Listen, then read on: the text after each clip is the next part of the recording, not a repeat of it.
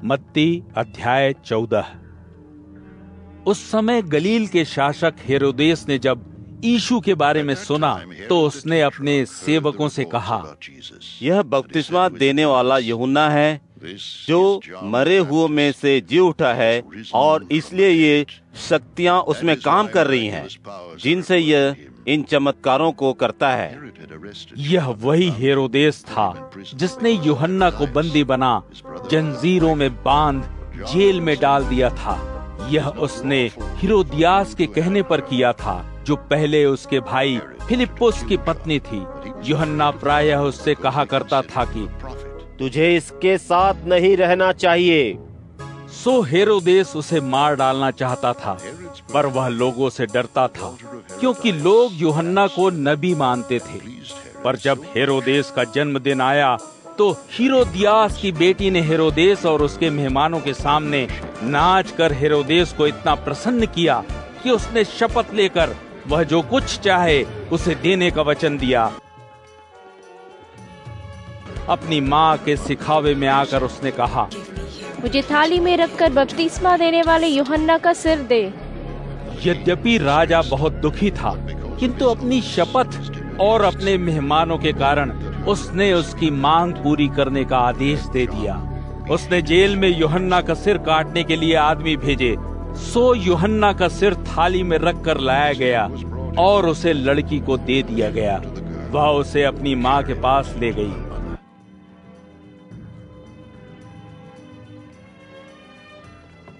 तब यूहन्ना के अनुयायी आए और उन्होंने उसके धड़ को लेकर दफना दिया, और फिर उन्होंने आकर यीशु को बताया। जब यीशु ने इसकी चर्चा सुनी तो वह वहां से नाव में किसी एकांत स्थान पर अकेला चला गया।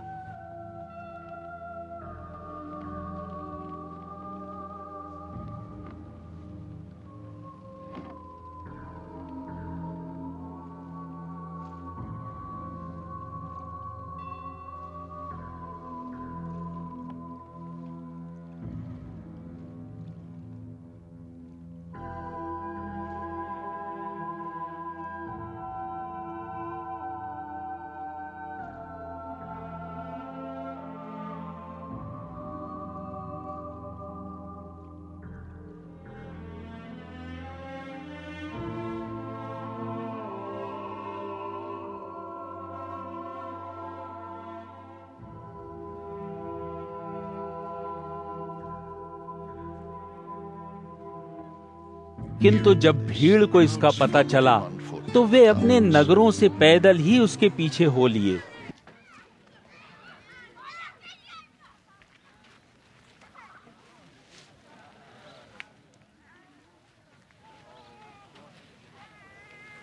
यीशु जब नाव से बाहर निकलकर किनारे पर आया तो उसने एक बड़ी भीड़ देखी। उसे उन पर दया आई और उसने उनके बीमारों को अच्छा किया।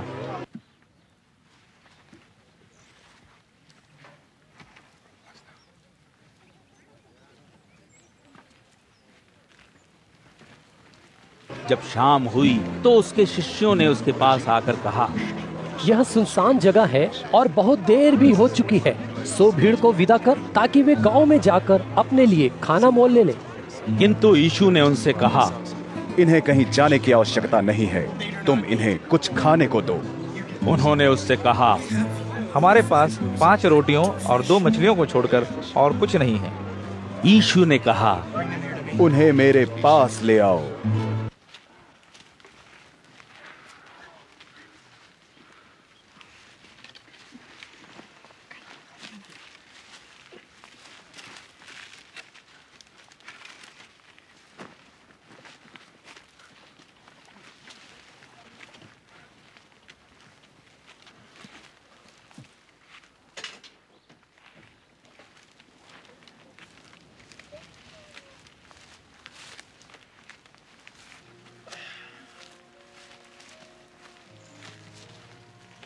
उसने भीड़ के लोगों से कहा कि वे घास पर बैठ जाएं।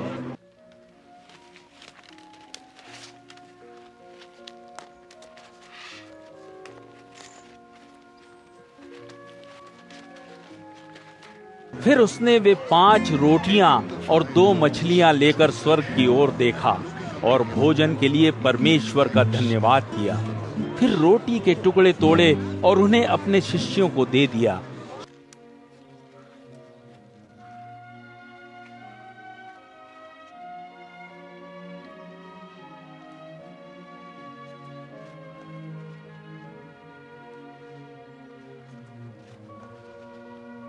शिष्यों ने वे टुकड़े लोगों में बांट दिए। The disciples gave them to the people.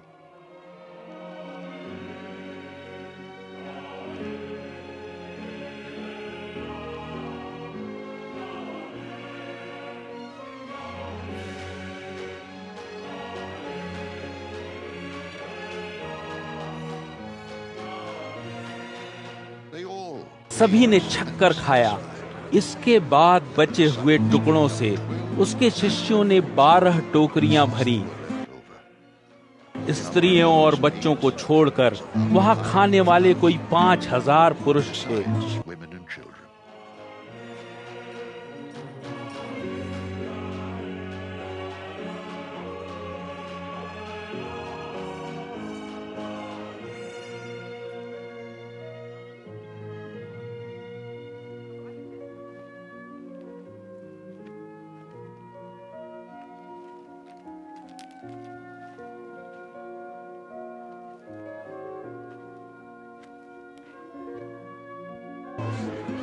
इसके तुरंत बाद यीशु ने अपने शिष्यों को नाव पर चढ़ाया और जब तक वह भीड़ को विदा करे उनसे गलील की झील के पार अपने से पहले ही जाने को कहा।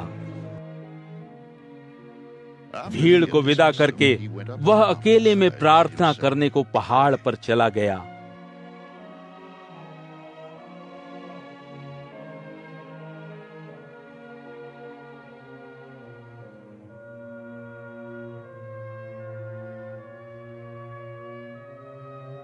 सांझ होने पर वह वहां अकेला था। तब तक नाव किनारे से मीलों दूर जा चुकी थी और लहरों में थपेड़े खाती डगमगा रही थी। सामने की हवा चल रही थी।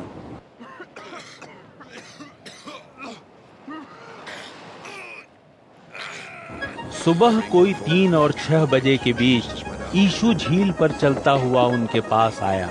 उसके शिष्यों ने जब उसे झील पर चलते हुए देखा तो वह घबराए हुए आपस में कहने लगे, यह तो कोई भूत है। वे डर के मारे चीख उठे।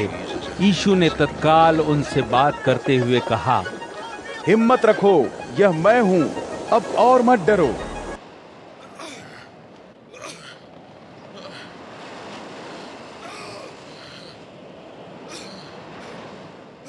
पतरस ने उत्तर देते हुए उससे कहा, प्रभु, यदि यह तू है तो मुझे पानी पर चलकर अपने पास आने को कह। यीशु ने कहा, चला आ। Then Peter got down out of the boat. पतरस नाव से निकलकर पानी पर यीशु की तरफ चल पड़ा।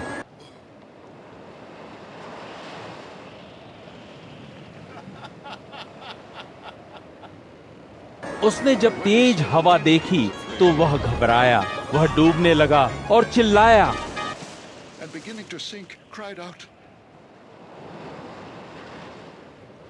प्रभु, मेरी रक्षा कर। यीशु ने तत्काल उसके पास पहुंचकर उसे संभाल लिया और उससे बोला,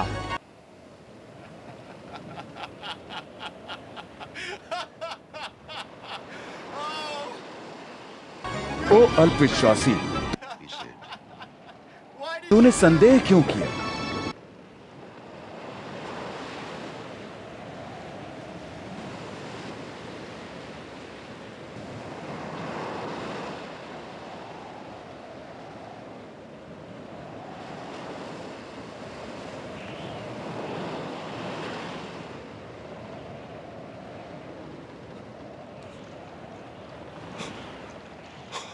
और वे नाव पर चढ़ आए। हवा थम गई। died down. नाव पर के लोगों ने यीशु की उपासना की और कहा, तू सचमुच परमेश्वर का पुत्र है।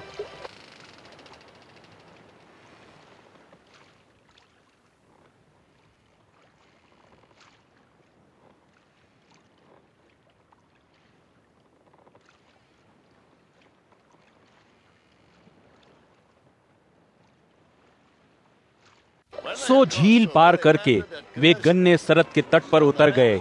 जब वहां रहने वालों ने यीशु को पहचाना तो उन्होंने उसके आने का समाचार आसपास सब कहीं भिजवा दिया, जिससे लोग जो रोगी थे उन सबको वहां ले आए और उससे प्रार्थना करने लगे कि वह उन्हें अपने वस्त्र का बस किनारा ही छू लेने दे। और जिन्होंने छू लिया वे सब पूरी तरह चंगे हो गए। मत्ती अध्याय 15।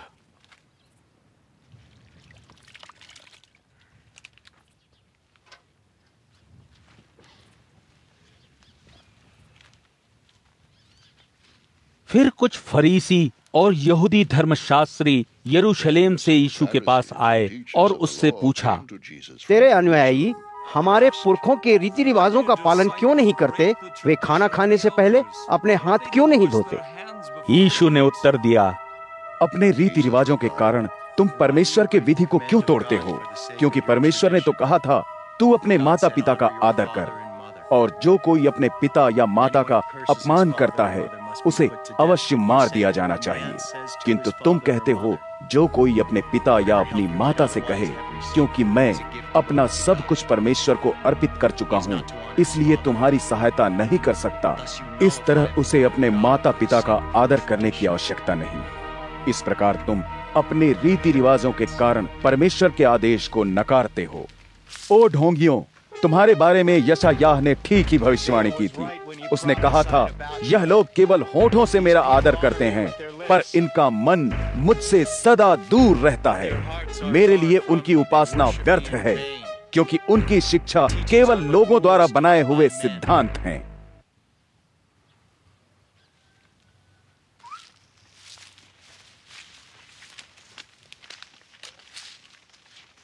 उसने भीड़ को अपने पास बुलाया और उनसे कहा, सुनो और समझो कि मनुष्य के मुख के भीतर जो जाता है वह उसे अपवित्र नहीं करता,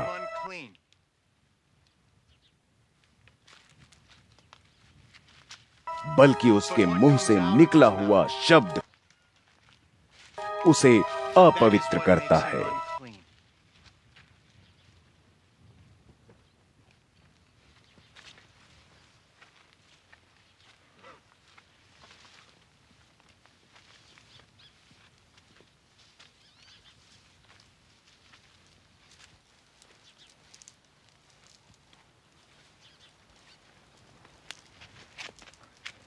तब यीशु के शिष्य उसके पास आए और बोले, क्या तुझे पता है कि तेरी बात का फरीसियों ने बहुत बुरा माना है?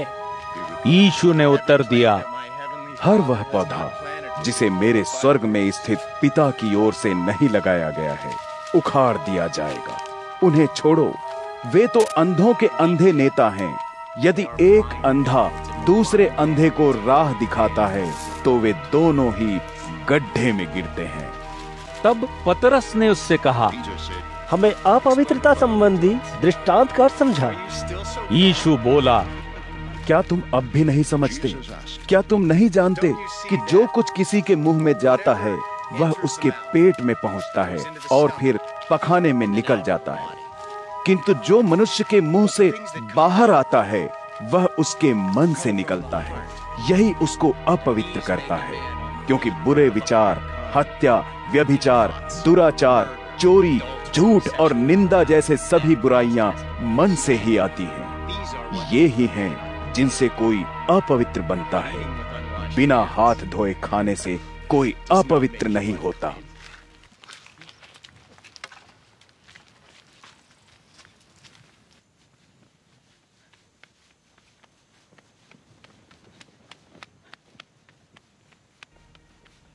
फिर यीशु उस स्थान को छोड़कर सूर और सैदा की ओर चल पड़ा।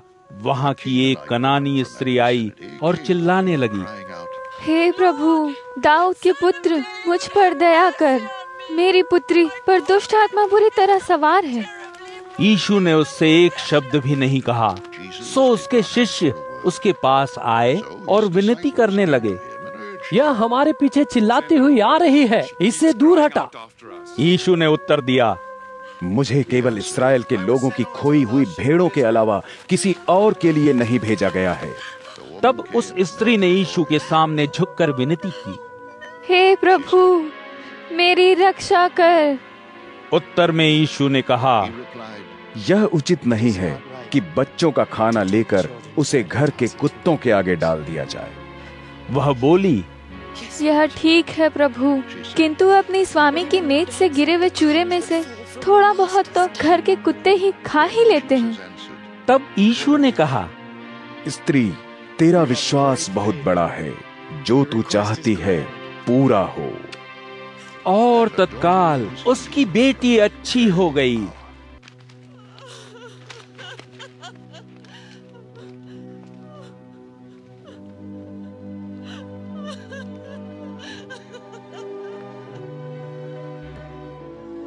फिर यीशु वहां से चल पड़ा और झील गलील के किनारे पहुंचा।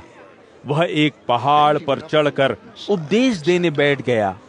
बड़ी बड़ी भीड़ लंगड़े, लूलों, अंधों, अपाहिजों, बहरे, गूंगों और ऐसे ही दूसरे रोगियों को लेकर उसके पास आने लगी। भीड़ ने उन्हें उसके चरणों में धरती पर डाल दिया और यीशु ने उन्हें चंगा कर दिया। इससे भीड़ के लोगों को यह देखकर कि बहरे गूंगे बोल रहे हैं, अपाहिज अच्छे हो गए, लंगड़े लूले चल फिर रहे हैं और अंधे अब देख पा रहे हैं, बड़ा अचरज हुआ। वे इस्राएल के परमेश्वर की स्तुति करने लगे।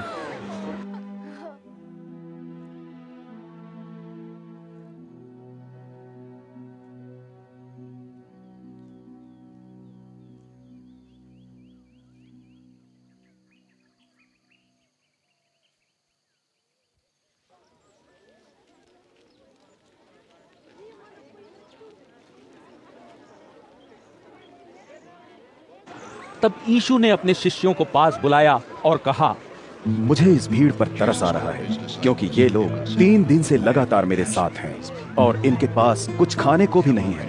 मैं इन्हें भूखा ही नहीं भेजना चाहता, क्योंकि हो सकता है कि कहीं वे रास्ते में ही मूर्छित होकर न गिर पड़े।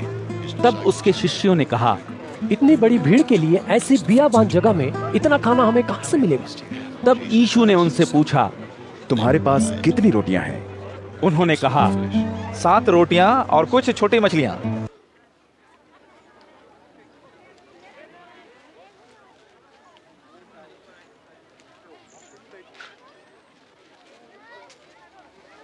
यीशु ने भीड़ से धरती पर बैठने को कहा और उन 7 रोटियों और मछलियों को लेकर उसने परमेश्वर का धन्यवाद किया और रोटियां तोड़ी और अपने शिष्यों को देने लगा। फिर उसके शिष्यों ने उन्हें आगे लोगों में बांट दिया। And they in turn to the people. They all ate and were satisfied.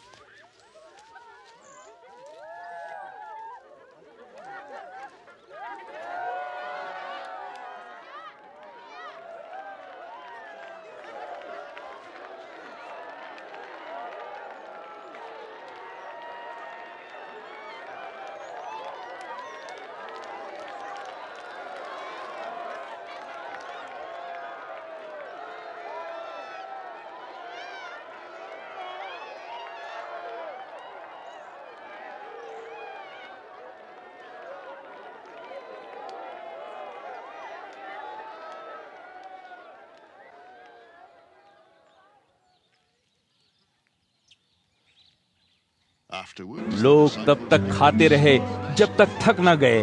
फिर उसके शिष्यों ने बचे हुए टुकड़ों से 60 टोकरियां भरी।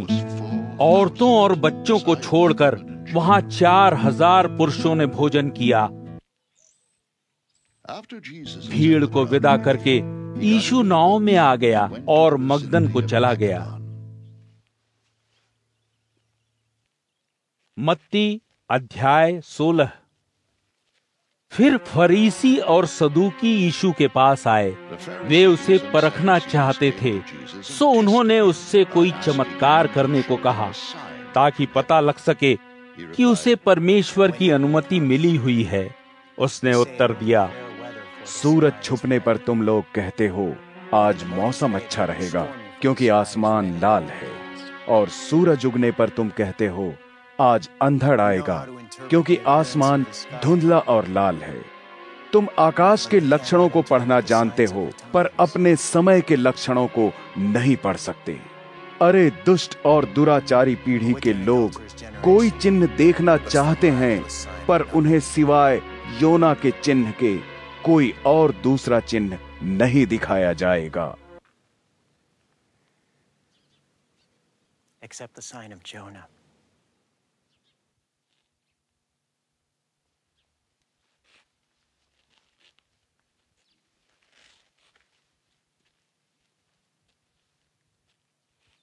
फिर वह उन्हें छोड़कर चला गया।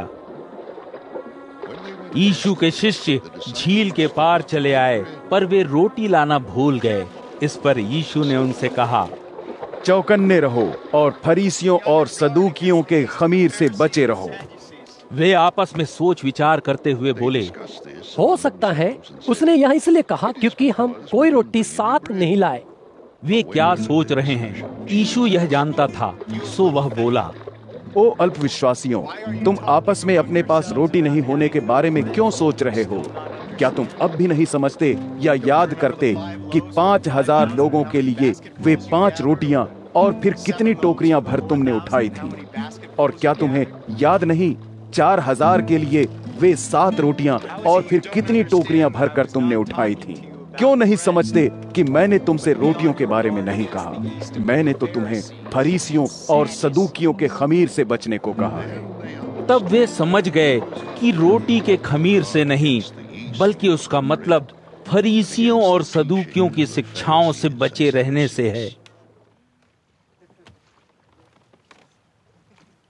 जब यीशु कैसरिया फिलिप्पी के प्रदेश में आया, तो उसने अपने शिष्यों से पूछा, लोग क्या कहते हैं कि मैं कौन हूँ? वे बोले, कुछ कहते हैं कि तू बपतिस्मा देने वाला यूहन्ना है, और दूसरे कहते हैं कि तू एलिया है, और कुछ अन्य कहते हैं कि तू इर्मिया या भविष्यवक्ताओं में से कोई एक है। यीशु ने उनसे कहा, और तुम क्या कहते हो कि मैं कौन हूँ? Who do you say I am?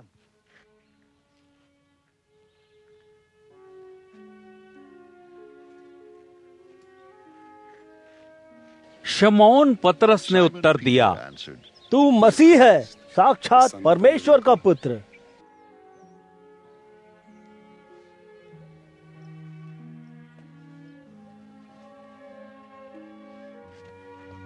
उत्तर में यीशु ने उससे कहा,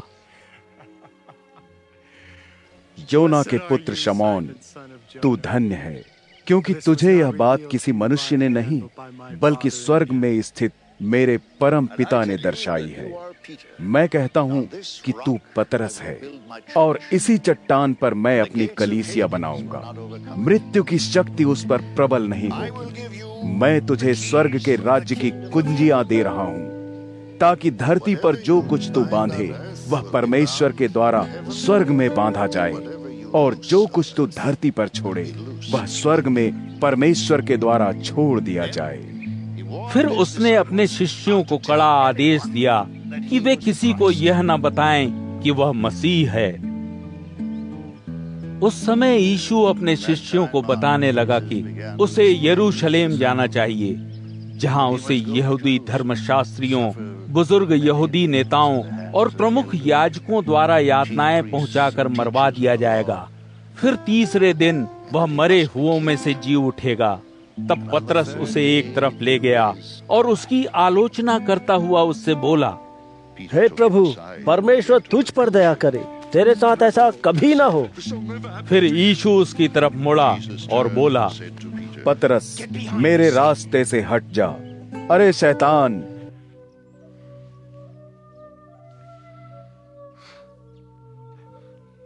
तू मेरे लिए एक अड़चन है, क्योंकि तू परमेश्वर की तरह नहीं, लोगों की तरह सोचता है।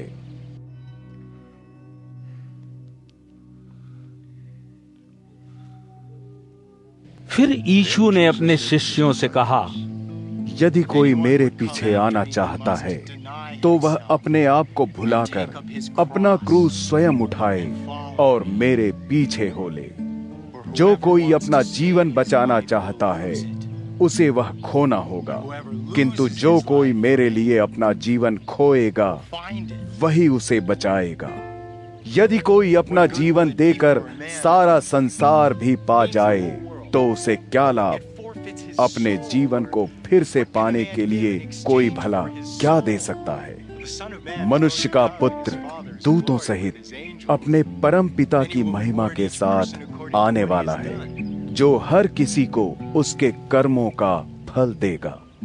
मैं तुमसे सत्य कहता हूं, यहाँ कुछ ऐसे हैं जो तब तक नहीं मरेंगे जब तक वे मनुष्य के पुत्र को उसके राज्य में आते न देख लें।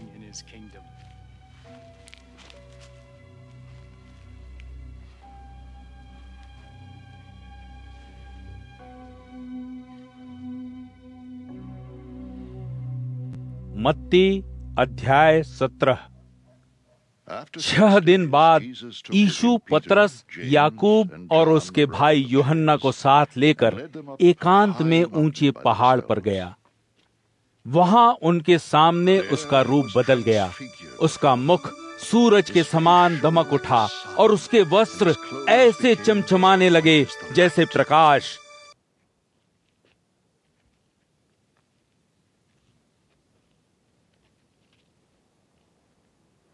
फिर अचानक मूसा और एलिय्याह उनके सामने प्रकट हुए और यीशु से बात करने लगे। यह देखकर पतरस यीशु से बोला, प्रभु, अच्छा है कि हम यहाँ हैं। यदि तू चाहे तो मैं यहाँ 3 मंडप बना दूं, एक तेरे लिए, एक मूसा के लिए और एक एलिय्याह के लिए। पतरस अभी बात कर ही रहा था कि एक चमकते हुए बादल ने आकर उन्हें ढक लिया और बादल से आकाशवाणी हुई, यह मेरा प्रिय पुत्र है जिससे मैं बहुत प्रसन्न हूँ, इसकी सुनो।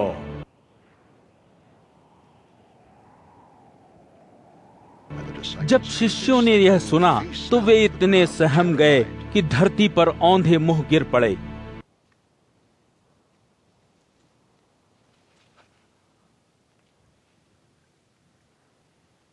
तब यीशु उनके पास गया और उन्हें छूते हुए बोला, डरो मत, खड़े हो। जब उन्होंने अपनी आंखें उठाई तो वहां बस यीशु को ही पाया। जब वे पहाड़ से उतर रहे थे तो यीशु ने उन्हें आदेश दिया, जो कुछ तुमने देखा है तब तक किसी को मत बताना, जब तक मनुष्य के पुत्र को मरे हुओं में से फिर जिला न दिया जाए। फिर उसके शिष्यों ने उससे पूछा, यहूदी धर्मशास्त्री फिर क्यों कहते हैं एलिय्याह का पहले आना निश्चित है? उत्तर देते हुए उसने उनसे कहा, एलिय्याह आ रहा है, वह हर वस्तु को व्यवस्थित कर देगा। किंतु मैं तुमसे कहता हूं कि एलिय्याह तो अब तक आ चुका है, पर लोगों ने उसे पहचाना नहीं और उसके साथ जैसा चाहा वैसा किया। उनके द्वारा मनुष्य के पुत्र को भी वैसे ही सताया जाने वाला है। तब उसके शिष्य समझे कि उसने उनसे बपतिस्मा देने वाले यूहन्ना के बारे में कहा था। जब यीशु भीड़ में वापस आया तो एक व्यक्ति उसके पास आया और उसे दंडवत प्रणाम करके बोला, हे प्रभु, मेरे बेटे पर दया कर, उसे मिर्गी आती है, वो बहुत तड़पता है, वह आग में या पानी में अक्सर गिरता पड़ता रहता है। मैं उसे तेरे शिष्यों के पास लाया पर वे उसे अच्छा नहीं कर पाए। उत्तर में यीशु ने कहा,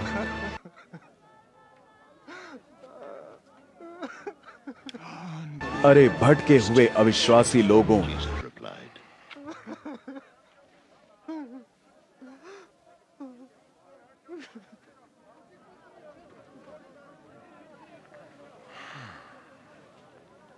मैं कितने समय तुम्हारे साथ और रहूंगा? कितने समय मैं यूं ही तुम्हारे साथ रहूंगा? उसे यहां मेरे पास लाओ।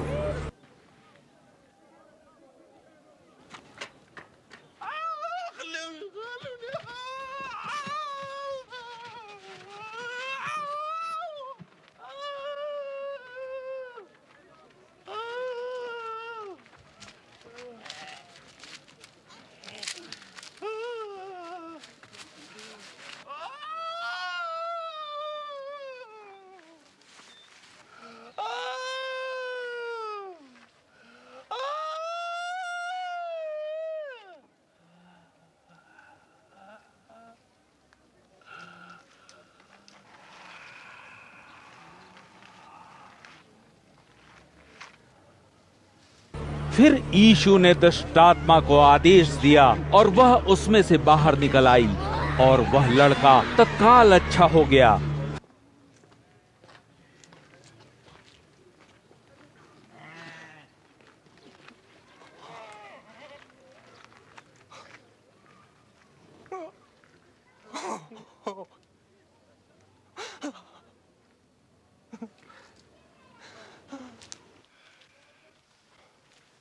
फिर उसके शिष्यों ने अकेले में यीशु के पास जाकर पूछा, हम इस दुष्ट आत्मा को बाहर क्यों नहीं निकाल पाए? यीशु ने उन्हें बताया, क्योंकि तुम में विश्वास की कमी है।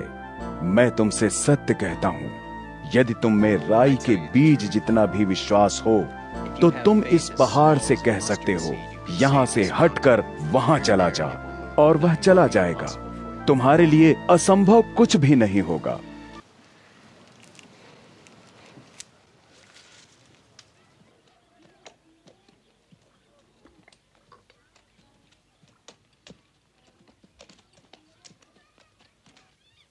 जब यीशु के शिष्य आए और उसके साथ गलील में मिले तो यीशु ने उनसे कहा, मनुष्य का पुत्र मनुष्यों के द्वारा ही पकड़वाया जाने वाला है, जो उसे मार डालेंगे, किंतु तीसरे दिन वह फिर जी उठेगा। इस पर यीशु के शिष्य बहुत व्याकुल हुए। जब यीशु और उसके शिष्य कफरनहूम में आए तो मंदिर का 2 दरम कर वसूल करने वाले पतरस के पास आए और बोले, क्या तेरा गुरु मंदिर का कर नहीं देता? पतरस ने उत्तर दिया, हाँ, वह देता है।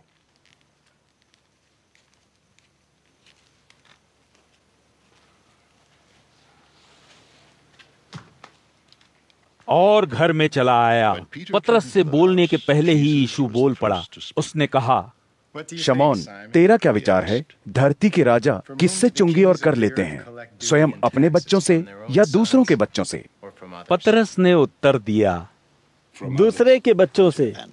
तब यीशु ने उससे कहा, यानी उसके बच्चों को छूट रहती है, पर हम उन लोगों को नाराज ना करें, इसलिए झील पर जा और अपना कांटा फेंक, और फिर जो पहली मछली पकड़ में आए उसका मुंह खोलना। तुझे 4 दरम का सिक्का मिलेगा, उसे लेकर मेरे और अपने लिए उन्हें दे देना।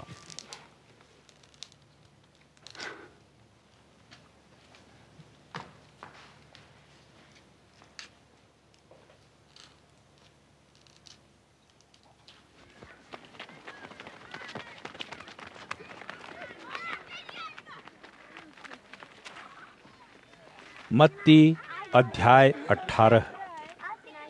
तब यीशु के शिष्यों ने उसके पास आकर पूछा, स्वर्ग के राज्य में सबसे बड़ा कौन है?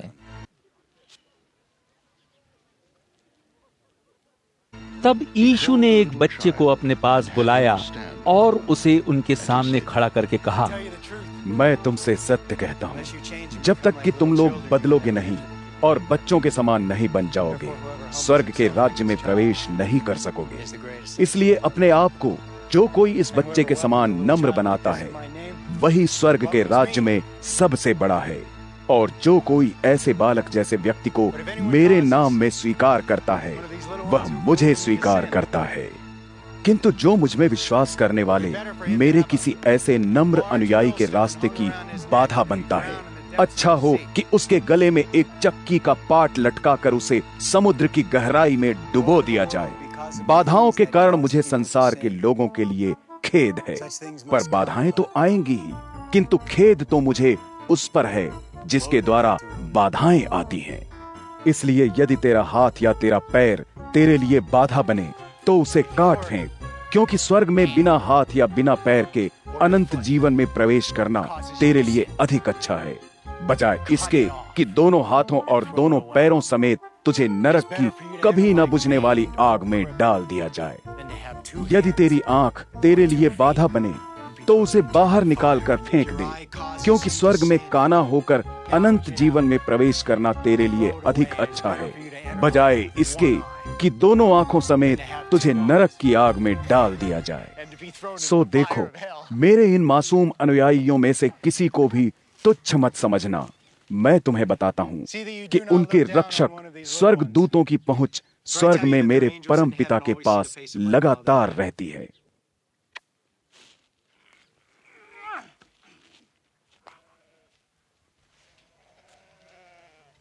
बता, तू क्या सोचता है?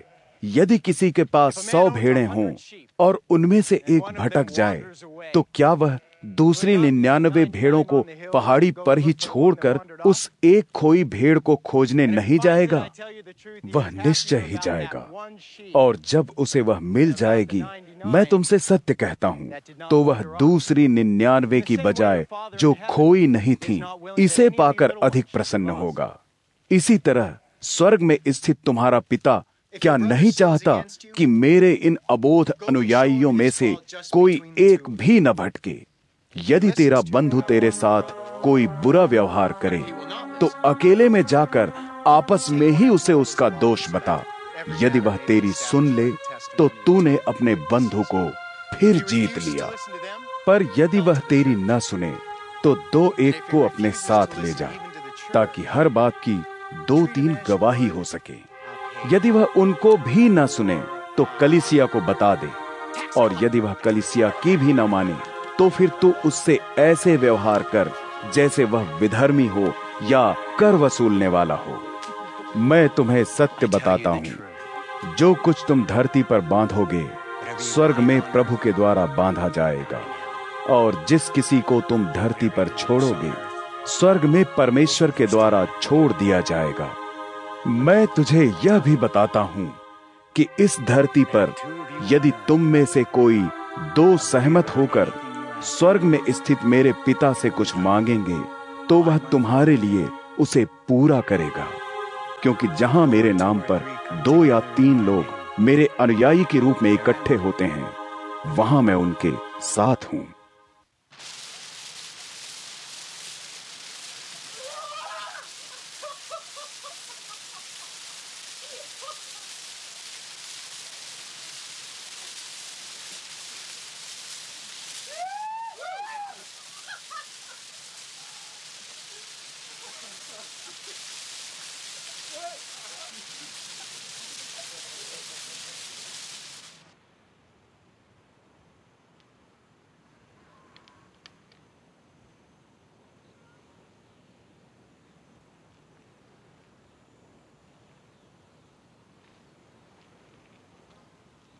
फिर पतरस यीशु के पास गया और बोला, प्रभु, मुझे अपने भाई को कितनी बार अपने प्रति अपराध करने पर भी क्षमा कर देना चाहिए? यदि वह 7 बार अपराध करे तो भी? यीशु ने कहा, न केवल 7 बार, बल्कि मैं तुझे बताता हूँ, तुझे उसे 7 बार के 77 गुना तक क्षमा करते रहना चाहिए। सो स्वर्ग के राज्य की तुलना उस राजा से की जा सकती है जिसने अपने दासों से हिसाब चुकता करने की सोची थी। जब उसने हिसाब लेना शुरू किया, तो उसके सामने एक ऐसे व्यक्ति को लाया गया जिस पर 10 लाख रुपया निकलता था, पर उसके पास चुकाने का कोई साधन नहीं था। उसके स्वामी ने आज्ञा दी कि उस दास को उसकी घरवाली, उसके बाल बच्चों और जो कुछ उसका माल असबाब है, सब समेत बेचकर कर्ज चुका दिया जाए। तब उसका दास उसके पैरों में गिरकर गिड़गिड़ाने लगा, धीरज धरो, मैं सब कुछ चुका दूंगा। इस पर स्वामी को उस दास पर दया आ गई। उसने उसका कर्जा माफ करके उसे छोड़ दिया।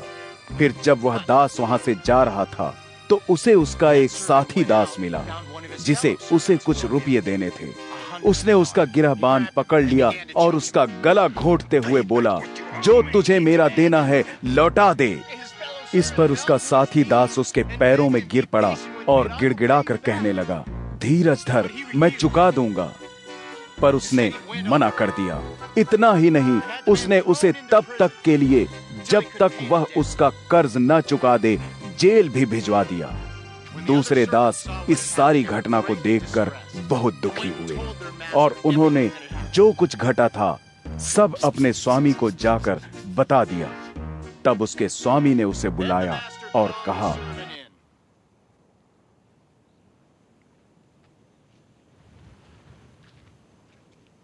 अरे नीच दास,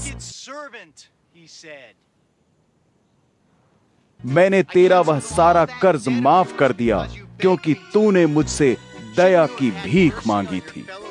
क्या तुझे भी अपने साथी दास पर दया नहीं दिखानी चाहिए थी, जैसे मैंने तुम पर दया की थी? सो उसका स्वामी बहुत बिगड़ा और उसे तब तक दंड भुगताने के लिए सौंप दिया जब तक समूचा कर्ज चुकता न हो जाए।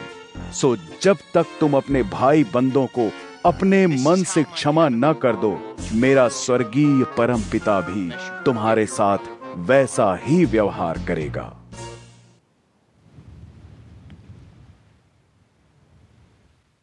मत्ती अध्याय 19। ये बातें कहने के बाद वह गलील से लौटकर यहूदिया के क्षेत्र में यरदन नदी के पार चला गया। एक बड़ी भीड़ वहां उसके पीछे हो ली, जिसे उसने चंगा किया। उसे परखने के जतन में कुछ फरीसी उसके पास पहुंचे और बोले,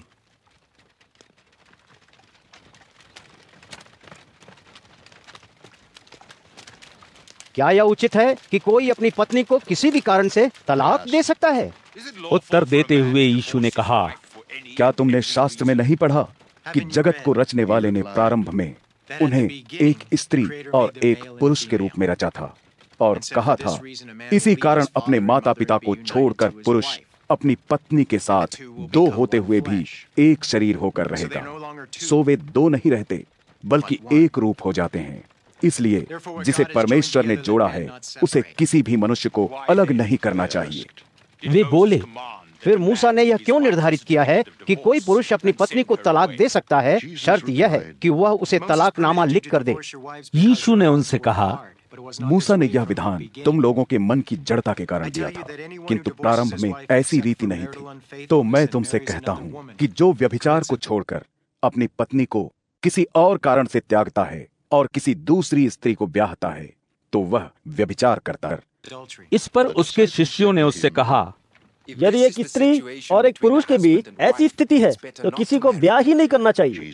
फिर यीशु ने उनसे कहा, हर कोई तो इस उपदेश को ग्रहण नहीं कर सकता। इसे बस वे ही ग्रहण कर सकते हैं जिनको इसकी क्षमता प्रदान की गई है। कुछ ऐसे हैं जो अपनी माँ के गर्भ से ही नपुंसक पैदा हुए हैं, और कुछ ऐसे हैं जो लोगों द्वारा नपुंसक बना दिए गए हैं, और अंत में कुछ ऐसे हैं जिन्होंने स्वर्ग के राज्य के कारण विवाह नहीं करने का निश्चय किया है। जो इस उपदेश को ले सकता है, ले। फिर लोग कुछ बालकों को यीशु के पास लाए कि वह उनके सिर पर हाथ रखकर उन्हें आशीर्वाद दे और उनके लिए प्रार्थना करे, किंतु उसके शिष्यों ने उन्हें डांटा। इस पर यीशु ने कहा, बच्चों को रहने दो, उन्हें मत रोको, मेरे पास आने दो, क्योंकि स्वर्ग का राज्य ऐसों का ही है। फिर उसने बच्चों के सिर पर अपना हाथ रखा और वहां से चल दिया।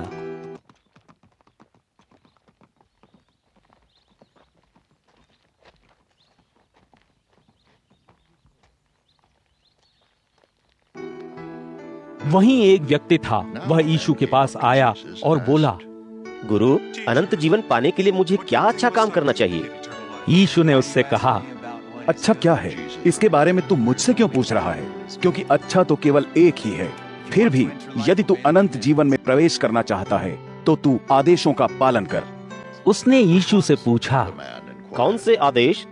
तब यीशु बोला, हत्या मत कर, व्यभिचार मत कर, चोरी मत कर, झूठी गवाही मत दे, अपने पिता और अपनी माता का आदर कर, और जैसे तू अपने आप को प्यार करता है वैसे ही अपने पड़ोसी से भी प्यार कर। युवक ने यीशु से पूछा, मैंने इन सब बातों का पालन किया है, अब मुझ में किस बात की कमी है? यीशु ने उससे कहा, यदि तू संपूर्ण बनना चाहता तो जा और जो कुछ तेरे पास है उसे बेचकर धन गरीबों में बांट दे, ताकि स्वर्ग में तुझे धन मिल सके। फिर आ और मेरे पीछे हो ले। किंतु जब उस नौजवान ने यह सुना तो वह दुखी होकर चला गया, क्योंकि वह बहुत धनवान था। यीशु ने अपने शिष्यों से कहा, मैं तुमसे सत्य कहता हूँ कि एक धनवान का स्वर्ग के राज्य में प्रवेश कर पाना कठिन है। हाँ, मैं तुमसे कहता हूँ कि किसी धनवान व्यक्ति के स्वर्ग के राज्य में प्रवेश पाने से एक ऊंट का सुई के नकवे से निकल जाना आसान है। जब उसके शिष्यों ने यह सुना तो अचरज से भरकर पूछा, फिर किसका उद्धार हो सकता है? यीशु ने उन्हें देखते हुए कहा, मनुष्यों के लिए यह असंभव है, किंतु परमेश्वर के लिए सब कुछ संभव है। उत्तर में तब पतरस ने उससे कहा, देख, हम सब कुछ त्याग कर तेरे पीछे हो लिए हैं, तो हमें क्या मिलेगा? यीशु ने उनसे कहा, मैं तुम लोगों से सत्य कहता हूँ कि नए युग में जब मनुष्य का पुत्र अपने प्राप्त सिंहासन पर विराजेगा, तो तुम भी जो मेरे पीछे हो लिए हो 12 सिंहासनों पर बैठकर परमेश्वर के लोगों का न्याय करोगे। और मेरे लिए जिसने भी घर बार या भाइयों या बहनों या पिता या माता या बच्चों या खेतों को त्याग दिया है, वह 100 गुना अधिक पाएगा और अनंत जीवन का भी अधिकारी बनेगा। किंतु बहुत से जो अब पहले हैं अंतिम हो जाएंगे, और जो अंतिम हैं पहले हो जाएंगे। मत्ती अध्याय 20। स्वर्ग का राज्य एक जमींदार के समान है, जो सुबह सवेरे अपने अंगूर के बगीचों के लिए मजदूर लाने को निकला। उसने चांदी के 1 रुपये पर मजदूर रखकर उन्हें अपने अंगूर के बगीचे में काम करने भेज दिया। 9 बजे के आसपास जमींदार फिर घर से निकला और उसने देखा कि कुछ लोग बाजार में इधर उधर यूं ही बेकार खड़े हैं। तब उसने उनसे कहा, तुम भी मेरे अंगूर के बगीचे में जाओ, मैं तुम्हें जो कुछ उचित होगा दूंगा। सो वे भी बगीचे में काम करने चले गए। फिर कोई 12 बजे और दोबारा 3 बजे के आसपास उसने वैसा ही किया। कोई 5 बजे वह फिर अपने घर से गया और कुछ लोगों को बाजार में इधर उधर खड़े देखा। उसने उनसे पूछा, तुम यहाँ दिन भर बेकार ही क्यों खड़े रहते हो? उन्होंने उससे कहा, क्योंकि हमें किसी ने मजदूरी पर नहीं रखा। उसने उनसे कहा, तुम भी मेरे अंगूर के बगीचे में चले जाओ। जब सांझ हुई तो अंगूर के बगीचे के मालिक ने अपने प्रधान कर्मचारी को कहा, मजदूरों को बुलाकर अंतिम मजदूर से शुरू करके जो पहले लगाए गए थे उन तक सबकी मजदूरी चुका दो। सो वे मजदूर जो 5 बजे लगाए थे आए और उनमें से हर किसी को चांदी का 1 रुपया मिला। फिर जो पहले लगाए गए थे वे आए। उन्होंने सोचा उन्हें कुछ अधिक मिलेगा, पर उनमें से भी हर एक को 1 ही चांदी का रुपया मिला। रुपया तो उन्होंने ले लिया, पर जमींदार से शिकायत करते हुए उन्होंने कहा, जो बाद में लगे थे उन्होंने बस 1 घंटा काम किया और तूने हमें भी उतना ही दिया जितना उन्हें, जबकि हमने सारे दिन चमचमाती धूप में मेहनत की। उत्तर में उनमें से किसी एक से जमींदार ने कहा, दोस्त, मैंने तेरे साथ कोई अन्याय नहीं किया है। क्या हमने तय नहीं किया था कि मैं तुम्हें चांदी का 1 रुपया दूंगा? जो तेरा बनता है ले और चला जा। मैं सबसे बाद में रखे गए इसको भी उतनी ही मजदूरी देना चाहता हूँ जितनी तुझे दे रहा हूँ। क्या मैं अपने धन का जो चाहूँ वह करने का अधिकार नहीं रखता? मैं अच्छा हूँ, क्या तू इससे जलता है? इस प्रकार अंतिम पहले हो जाएंगे और पहले अंतिम हो जाएंगे। जब यीशु अपने 12 शिष्यों के साथ यरूशलेम जा रहा था, तो वह उन्हें एक तरफ ले गया और चलते चलते उनसे बोला, सुनो, हम यरूशलेम पहुंचने को हैं। मनुष्य का पुत्र वहां प्रमुख याजकों और यहूदी धर्मशास्त्रियों के हाथों सौंप दिया जाएगा। वे उसे मृत्यु दंड के योग्य ठहराएंगे। फिर उसका उपहास करवाने और कोड़े लगवाने को उसे गैर यहूदियों को सौंप देंगे। फिर उसे क्रूस पर चढ़ा दिया जाएगा। किंतु तीसरे दिन वह फिर जी उठेगा। He will be raised to life.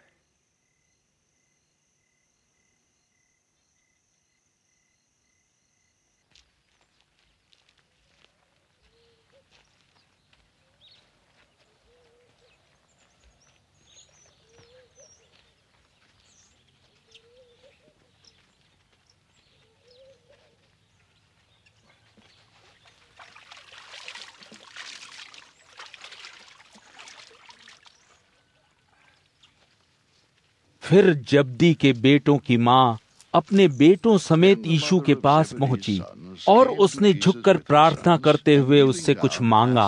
यीशु ने उससे पूछा, तू क्या चाहती है? वह बोली, मुझे वचन दे कि मेरे ये दोनों बेटे तेरे राज्य में एक तेरी दाहिनी ओर और दूसरा तेरी बाईं ओर बैठे। यीशु ने उत्तर दिया, तुम नहीं जानते कि तुम क्या मांग रहे हो।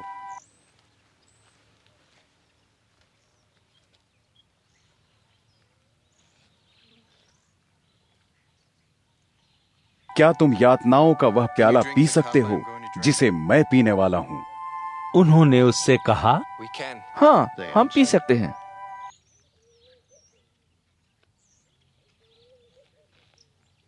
यीशु उनसे बोला, निश्चय ही तुम वह प्याला पियोगे, किंतु मेरे दाएं और बाएं बैठने का अधिकार देने वाला मैं नहीं हूं। यहां बैठने का अधिकार तो उनका है जिनके लिए यह मेरे पिता द्वारा सुरक्षित किया जा चुका है।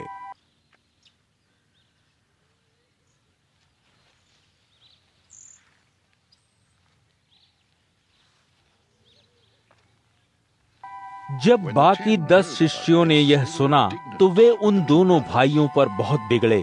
तब यीशु ने उन्हें अपने पास बुलाकर कहा, तुम जानते हो कि गैर यहूदी राजा लोगों पर अपनी शक्ति दिखाना चाहते हैं और उनके महत्वपूर्ण नेता लोगों पर अपना अधिकार जताना चाहते हैं, किंतु तुम्हारे बीच ऐसा नहीं होना चाहिए, बल्कि तुम में जो बड़ा बनना चाहे तुम्हारा सेवक बने, और तुम में से जो कोई पहला बनना चाहे उसे तुम्हारा दास बनना होगा।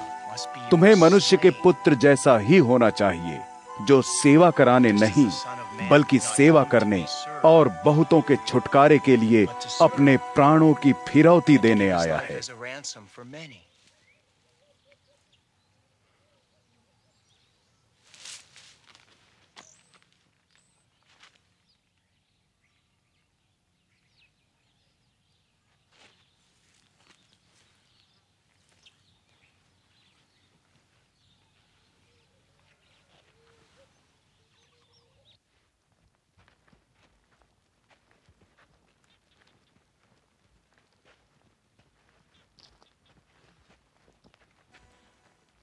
जब वे यरीहो नगर से जा रहे थे, एक बड़ी भीड़ यीशु के पीछे हो ली। वहां सड़क किनारे 2 अंधे बैठे थे। जब उन्होंने सुना कि यीशु वहां से जा रहा है, वे चिल्लाए, प्रभु, दाऊद के पुत्र, हम पर दया कर। इस पर भीड़ ने उन्हें धमकाते हुए चुप रहने को कहा, पर वे और अधिक चिल्लाए, प्रभु, दाऊद के पुत्र, हम पर दया कर।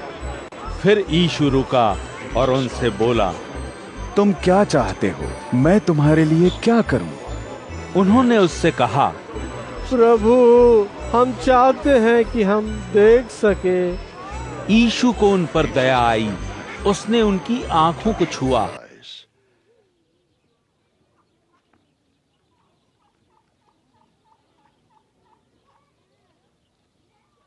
और तुरंत ही वे फिर देखने लगे। वे उसके पीछे हो लिए।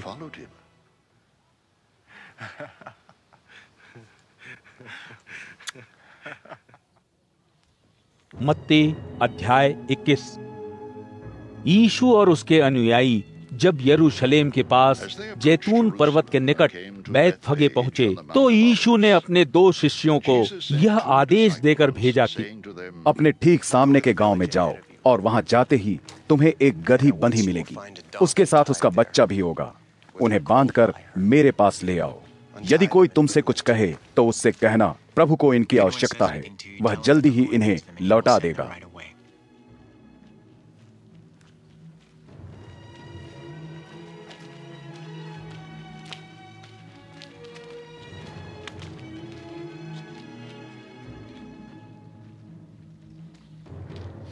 ऐसा इसलिए हुआ कि भविष्यवक्ता का यह वचन पूरा हो।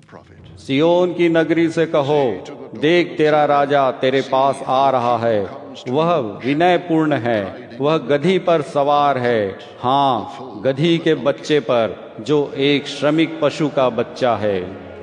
सो उसके शिष्य चले गए और वैसा ही किया जैसा उन्हें यीशु ने बताया था। वे गधी और उसके बछेरे को ले आए और उन पर अपने वस्त्र डाल दिए, क्योंकि यीशु को बैठना था।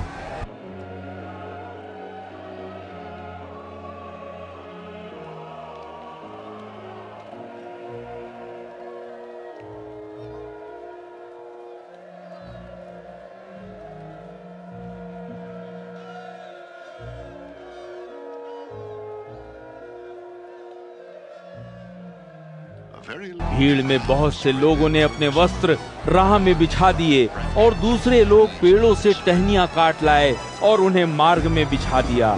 जो लोग उनके आगे चल रहे थे और जो लोग उनके पीछे चल रहे थे, सब पुकार कर कह रहे थे, होशाना, धन्य है दाऊद का वह पुत्र जो आ रहा है, प्रभु के नाम पर धन्य है प्रभु जो स्वर्ग में विराजा।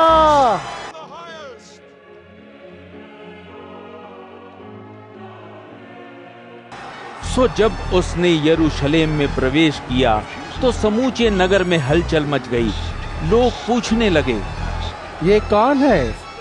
लोग ही जवाब दे रहे थे, यह गलील के नासरत का नबी यीशु है।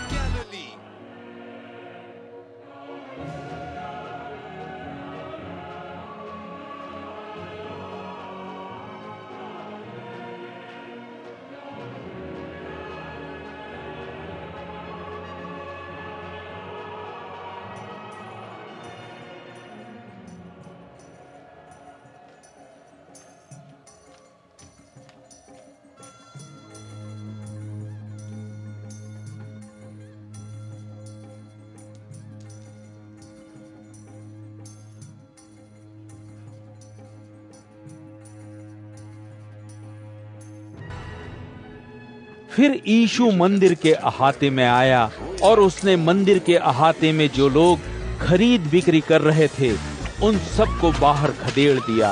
उसने पैसों की लेन देन करने वालों की चौकियों को उलट दिया और कबूतर बेचने वालों के तख्त पलट दिए।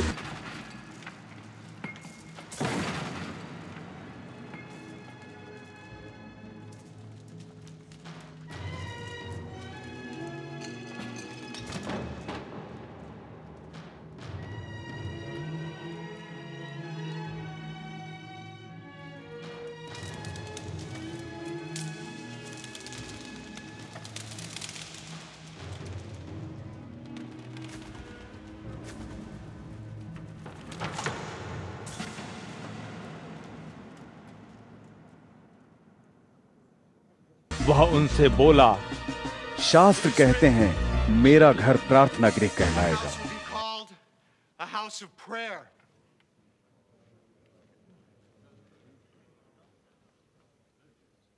किंतु तुम इसे डाकुओं का अड्डा बना रहे हो।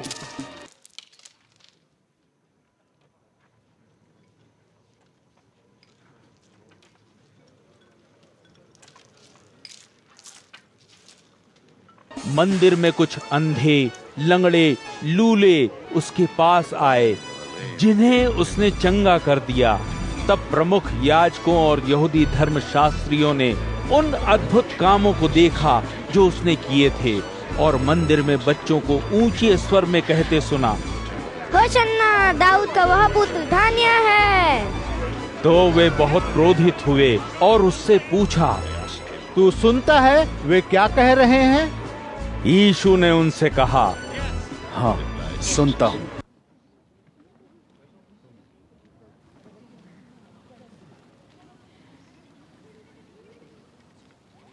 क्या धर्मशास्त्र में तुम लोगों ने नहीं पढ़ा, तूने बालकों और दूध पीते बच्चों तक से स्तुति करवाई है।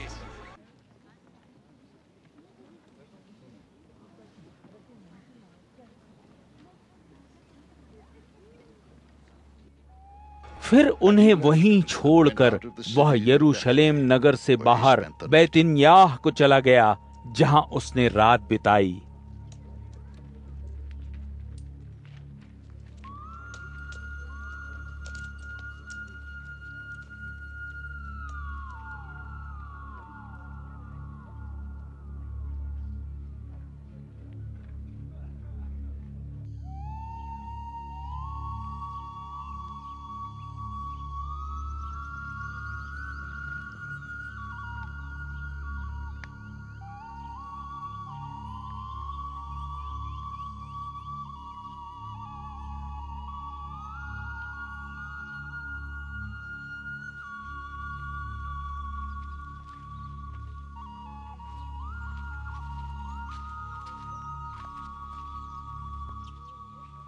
अगले दिन अलग सुबह जब वह नगर को वापस लौट रहा था तो उसे भूख लगी।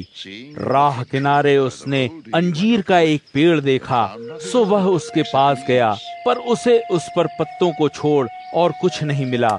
सो उसने पेड़ से कहा, तुझ पर आगे कभी फल न लगे। और वह अंजीर का पेड़ तुरंत सूख गया। जब शिष्यों ने वह देखा तो अचरज के साथ पूछा, यह अंजीर का पेड़ इतनी जल्दी कैसे सूख गया? यीशु ने उत्तर देते हुए उनसे कहा, मैं तुमसे सत्य कहता हूँ, यदि तुम में विश्वास है और तुम संदेह नहीं करते तो तुम न केवल वह कर सकते हो जो मैंने अंजीर के पेड़ का किया, बल्कि यदि तुम इस पहाड़ से कहो उठ और अपने आप को सागर में डुबो दे तो वही हो जाएगा। और प्रार्थना करते हुए तुम जो कुछ मांगो, यदि तुम्हें विश्वास है तो तुम पाओगे। जब यीशु मंदिर में जाकर उपदेश दे रहा था तो प्रमुख याजकों और यहूदी बुजुर्गों ने पास जाकर उससे पूछा, ऐसी बातें तू किस अधिकार से करता है और यह अधिकार तुझे किसने दिया? उत्तर में यीशु ने उनसे कहा, मैं तुमसे एक प्रश्न पूछता हूँ, यदि उसका उत्तर तुम मुझे दे दो तो मैं तुम्हें बता दूंगा कि मैं ये बातें किस अधिकार से करता हूँ। बताओ, यूहन्ना को बपतिस्मा कहाँ से मिला, परमेश्वर से या मनुष्य से? वे आपस में विचार करते हुए कहने लगे, यदि हम कहते हैं परमेश्वर से तो यह हमसे पूछेगा, फिर तुम उस पर विश्वास क्यों नहीं करते? किंतु यदि हम कहते हैं मनुष्य से तो हमें लोगों का डर है, क्योंकि वे यूहन्ना को एक नबी मानते हैं। सो उत्तर में उन्होंने यीशु से कहा, हमें नहीं पता। इस पर यीशु उनसे बोला, अच्छा, तो फिर मैं भी तुम्हें नहीं बताता कि ये बातें मैं किस अधिकार से करता हूँ। अच्छा बताओ, तुम लोग इसके बारे में क्या सोचते हो? एक व्यक्ति के 2 पुत्र थे। वह बड़े के पास गया और बोला, पुत्र, आज मेरे अंगूरों के बगीचे में जा और काम कर। किंतु पुत्र ने उत्तर दिया, मेरी इच्छा नहीं है। पर बाद में उसका मन बदल गया और वह चला गया। फिर वह पिता दूसरे बेटे के पास गया और उससे भी वैसे ही कहा। उत्तर में बेटे ने कहा, जी हाँ, मगर वह गया नहीं। बताओ, इन दोनों में से जो पिता चाहता था किसने किया? उन्होंने कहा, बड़े ने। यीशु ने उनसे कहा, मैं तुमसे सत्य कहता हूँ, कर वसूलने वाले और वेश्याएं परमेश्वर के राज्य में तुमसे पहले जाएंगे। यह मैं इसलिए कह रहा हूँ क्योंकि बपतिस्मा देने वाला यूहन्ना तुम्हें जीवन का सही रास्ता दिखाने आया और तुमने उसमें विश्वास नहीं किया, किंतु कर वसूलने वालों और वेश्याओं ने उसमें विश्वास किया। तुमने जब यह देखा तो भी बाद में न मन फिराया और न ही उस पर विश्वास किया। एक और दृष्टांत सुनो। एक जमींदार था, उसने अंगूरों का एक बगीचा लगाया और उसके चारों ओर बाड़ लगा दी। फिर अंगूरों का रस निकालने का गरठ लगाने को एक गड्ढा खोदा और रखवाली के लिए एक मीनार बनाई। फिर उसे बटाई पर देकर वह यात्रा पर चला गया। जब अंगूर उतारने का समय आया तो बगीचे के मालिक ने किसानों के पास अपने दास भेजे ताकि वे अपने हिस्से के अंगूर ले आएं। किंतु किसानों ने उसके दासों को पकड़ लिया, किसी की पिटाई की, किसी पर पत्थर फेंके और किसी को तो मार ही डाला। एक बार फिर उसने पहले से और अधिक दास भेजे। उन किसानों ने उनके साथ भी वैसा ही बर्ताव किया। बाद में उसने उनके पास अपने बेटे को भेजा।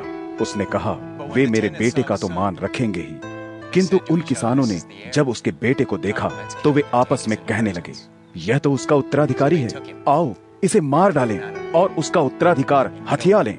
सो उन्होंने उसे पकड़कर बगीचे के बाहर धकेल दिया और मार डाला।